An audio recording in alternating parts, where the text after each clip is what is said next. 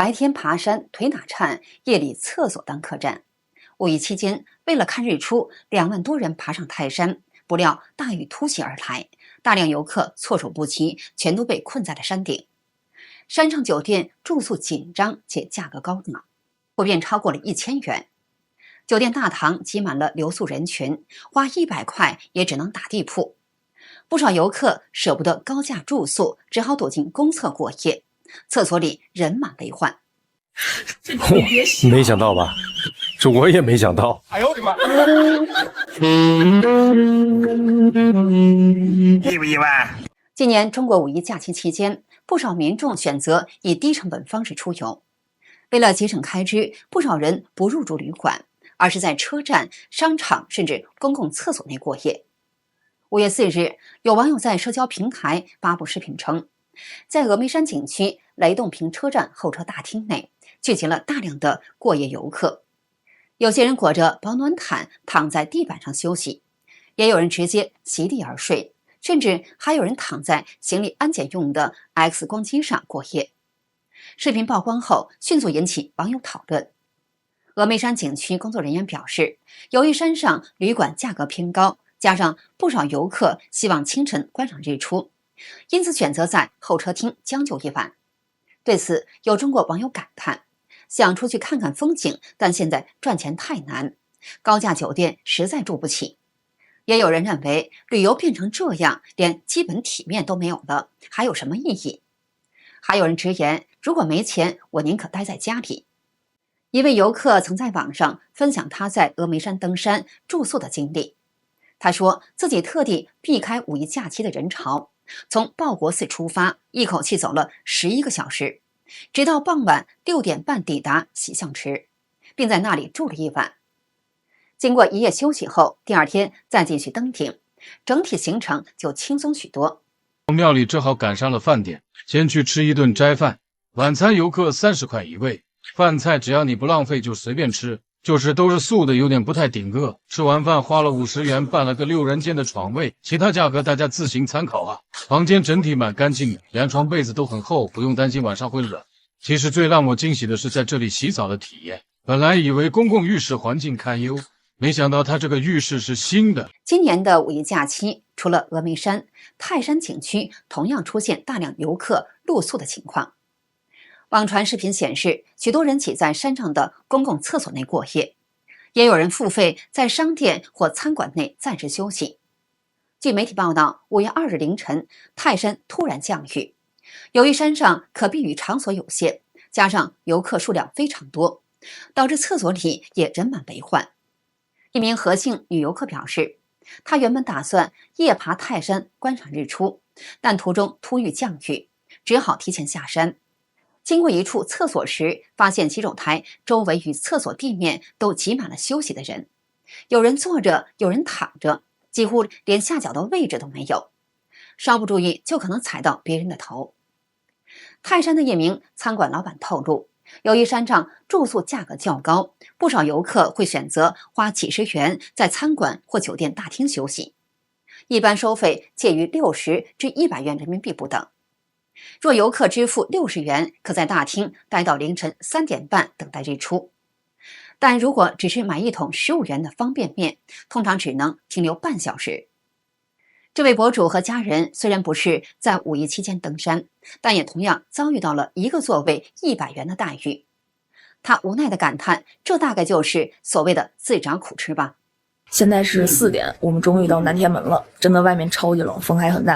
然後我們最後還是決定就是進到大廳裡面休息，因為外面人已經滿了，然後我們就在裡面，大概裡面的環境就是這樣。我們這種位置，這一排要坐6個人，然後每個人都是100，就是我們是100的位置。然後這下面這個看着嗎？藍色的可以躺着的，這150。這家店跟其他店不同的是在於，其他店是休息到6點，然後這家店是休息到7點，就會比其他的多1個小時。每年5一假期，中共官方都會大力宣傳旅遊消費，希望借此帶動經濟。官方公布的數據顯示，今年跨區域流動人口接近15億人次，國內旅遊人數預計超過3億。儘管這些數字看起來相當亮眼，但不少民眾的實際感受卻與官方描述存在明顯落差。油管博主北京大公子表示，今年五一主要出現以下4项变化。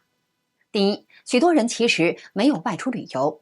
他表示，自己所在小區的停車位幾乎停滿，顯示不少人選擇宅在家中，與官方公布的熱鬧數據形成反差。第二，低消費旅行模式更加普遍。他引用數據指出，2019年中國國內旅遊人次約1.95億，人均每日消費約150元，而到了2025年，旅遊人數虽增加到2.7億，但人均日消費卻降到了108元。如今，越來越多人選擇搭帳篷、睡車裡，自備爐具野炊，到景區只拍照打卡而不購物。第三，部分中產階層對國內旅遊興趣下降，許多人寧願把假期留到年假時出國旅行，認為國內景區人擠人，花費高，體驗卻不理想，不如待在家裡休息、喝茶看書。第四，今年五一期間舉辦婚宴的人數也明顯減少，不少高檔酒店的婚宴訂單大幅下滑，而壽宴、滿月宴等活動更見冷清。許多人雖然外出旅行，卻更加傾向窮遊。在小紅書、抖音等平台上，年輕人分享的不再是高檔飯店與高級餐廳，而是多人合住民宿、省錢交通攻略以及低成本旅遊方式。玩轉14個城市，路費只要404。怎樣花最少的錢去最多的城市？其實一次去多個地方，比一次只去一個城市更省錢，可以花幾十塊錢把目的地周邊都玩完。上海出發到杭州，到宣城，到合肥，到徐州，到濟南，到淄博，到青島，到日照，到連雲港，到淮安，到鎮江，到南京，到蘇州，到上海，14程路費只要404。跟大家分享一下我自己親身經歷過的旅遊省錢方法之過夜。第一個方法就是找旅遊搭子拼酒店，這絕對是首選，舒適度最佳。第二個去處就是機場或者火車站，那這個特別適合晚上到達或者趕凌晨車的人。這裡要特別表揚成都天府機場，過夜可以免費領取毛毯和一次性的牙刷。那機場裡面有很多沒有隔板的沙發，可以直接躺下。那我聽說杭州東站也有免費的過夜的空間，有空調能躺，有開水能充電，還免費。前2週和好友去河南旅行，被那邊實惠的物價感動到了。我們在那邊拍了一套漢服寫真，妝造加拍攝才300多塊，住的100多平2室1廳的民宿，才100多一天。工廠店買了一件舒服的毛衣，也才100多。吃喝方面的話，每頓人均也就幾十。這次的體驗也讓我發現了一個有趣的消費降級方式，就是新一線城市賺錢，其他城市旅行的時候花，開開心心無痛省錢。經歷過失業，重新回到職場後，我生活最大的變化就是主動選擇了消費降級，卻意外收穫了內心的升級。以前在央企習慣了穩定收入，也習慣了很多不必要的開銷，喜歡就買，很少考慮到底需不需要。失業這段時間，我才真真切切體會到什麼叫手裡有糧，心中不慌。當收入不穩定，未來不清晰，你才會明白，衝動消費帶來的快樂都是短暫的。我有一個疑問，真的困擾我很久，就為什麼2個人沒結婚的時候各自活得都很瀟灑啊，結婚之後反而消費降級了呢？就比如說我沒結婚之前，我的工資完全可以負擔我的開銷，甚至可以存下來一點點。那我老公更不用說了，他沒什麼消費欲望，他對車呀、那些什麼手錶呀、男生應該喜歡的東西他都沒有，他最大的愛好就是存錢。但是反而我們2個結婚之後啊，現在我們倆去超市最愛逛的就是什麼？打折区。就是去買東西，莫名其妙的覺得天哪，這個好貴啊，好像買不起。你們發現了沒有啊？最近上海人進入了極致的低消費狀態。有報道說呢，從上海到杭州的機票98元，居然沒有人坐。再看現在的高鐵和動車，每節車廂內呢都是寥寥無幾的人，特別是1等座啊，更是沒有人。就連上海消費率最高的這個國金中心，能曉得吧？我不是在附近的寫字樓做貸款的嗎？樓下呢居然出現了20塊錢1荤2素的快餐。我覺得啊，現在上海降溫的不只是天氣，消費也是。今年最大的消費降級啊，就是男的都不想結婚了，一不結婚才發現自己賺錢自己花才是最有性價比的，既不用哄女朋友開心，又不用給女朋友準備禮物。當男人都選擇不結婚不生子的時候啊，他們發現1個月4000塊錢的工資啊，根本就花不完，沒有車貸，沒有房貸，沒有下一代，下班呢約朋友吃頓燒烤，日子過得比誰都滋潤。我現在消費已經嚴重降級了，我買拼多多的東西我都有點嫌貴，比如說我買一個9.9塊的東西，我現在看着9.8塊的了，我得趕緊退了，我換9.8塊的。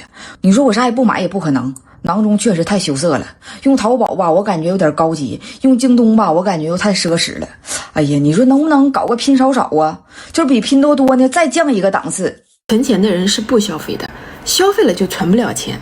我有個朋友一個月工資7000，他能存6500，除了買點吃的和日用品，他什麼都不買，因為一消費他就痛苦。存錢是他最大的快樂。你身邊有沒有這樣的人？說實話，現在消費降級，你已經到哪個階段了？就是拿我現在來說，我原來用護膚品基本上都是用一線品牌的那些，比如蘭蔻、雅诗兰黛呀、娇兰之类的。现在我已經淪落到就是開始買國產品牌線的這些牌子了，比如珀萊雅呀，或者是歐珀萊呀之類的，還有一些很小眾的一些品牌，也都是隨機換着用。另外的話，我會覺得原來出去吃飯，然後一周可能至少要有個3次左右吧，2到3次，現在差不多1個月能有1次就已經很不錯了。武漢的消費降級有多狠，你發現了嗎？最近這2年大家都不出來消費了，尤其是今年真的是太明顯了。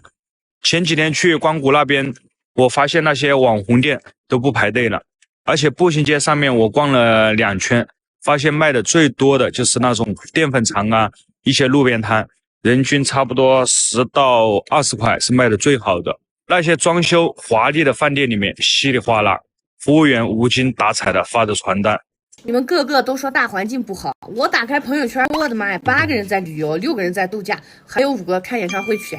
我還在繼續上班，你們都不用上班嗎？你別看大家今年都出門旅行吃吃喝喝啊，其實很多人都是特種兵式旅遊，說白了就是窮遊，主打的就是性價比和煙火氣。再比如啊，以前買衣服、買包、買鞋看品牌，現在大家買東西看拼多多，可不是大牌用不起啊，那是拼多多更有性價比。現在的人可真不蠢，我並不認為這是一種消費降級，而是大家的消費更回歸於理性。消費降級的問題不怕你們笑話，其實這幾年我就開始已經降級了。年前的我收入也不高，但是逛街看見好看的衣服、包包、裙子，說買就買。今年我可是一件衣服也沒有買，雖然我沒有房貸車貸，但是還是選擇降級。現在是100塊可以用1個星期，偶爾帶我姑娘出去玩，能不買的東西盡量不買，能不搭車就盡量走路，能不出門就盡量不出門。護膚品也很少買了。我就想問問，是就我一人消費降級了還是咋的呀？就現在這錢都不敢花了啊！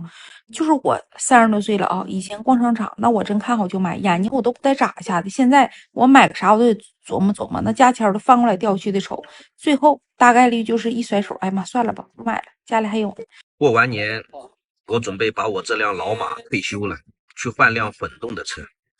說實話，老是老了點，但七系開起來那是真不賴，特別是跑長途啊，更是穩如老狗啊。只是去一次加油站就是500-600，目前這情形必須要消費降級啊。為什麼消費降級這麼嚴重，旅遊景點還那麼多人呢？說白了，其實他們也消費降級了，因為原本他們可能去的不是這些地方，去三亞的人原來人在国外呢，是不是啊？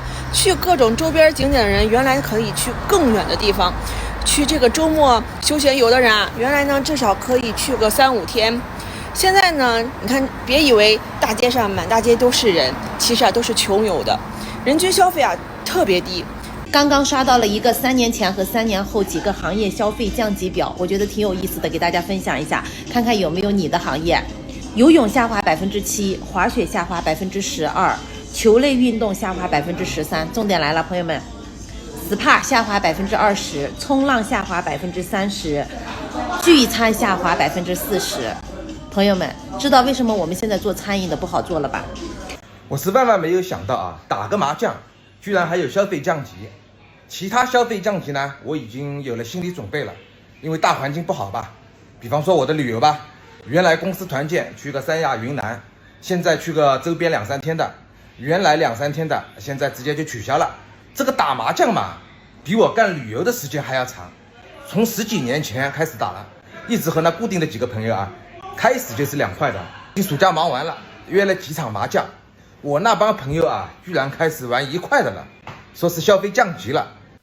好的，今天就跟大家聊到这里，请记得点赞、订阅、留言，并分享给您的朋友。感谢您的支持，我們下期节目再见。